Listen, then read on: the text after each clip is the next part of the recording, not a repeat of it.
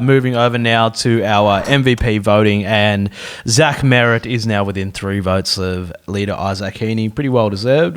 We talked about him in our Hard Knocks segment yesterday. He's getting a lot more recognition, and I think it's pretty well deserved. Absolutely, yeah. And he's not like this young player anymore. Like he's pushing 30 soon, I think. But it's certainly that he's playing a similar game to what he's done the last few years. He's just doing it a lot better. And obviously I think that newfound leadership that he's got is playing a role in that as well. But yeah, fantastic. What do you have, 30-3 or something against the Eagles? So that sees him, I think he polled 17 votes. Probably a bit stiff, actually.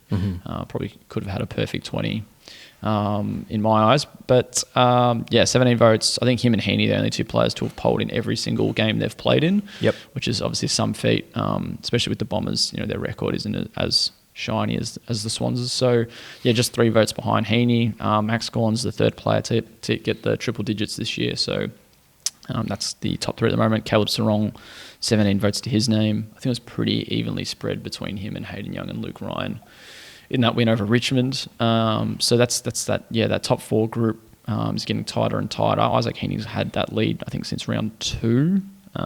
So he gets it for another week after he polled 8 votes. But Zach Merritt is coming quickly. And yeah, Max Gawn has been, I think, polled in most games over the past month and a half. So there is that chasing pack that's starting to, tighten the gap between Isaac Heaney and the rest of the competition. A few other highlights from the weekend. Nick Dacos, the only player to poll 20 votes. I don't think that happens often. That was just one player unanimously seen as best on ground for one particular game. I think we had 10 players poll at least 17 votes over the weekend. But yeah, Dacos into the top 10. He was in there earlier in the year, I think. And now, on 69 votes, equal 8th with Patrick Cripps.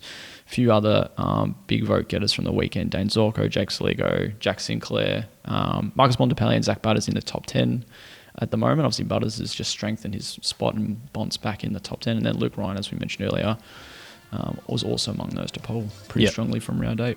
Yeah, good one.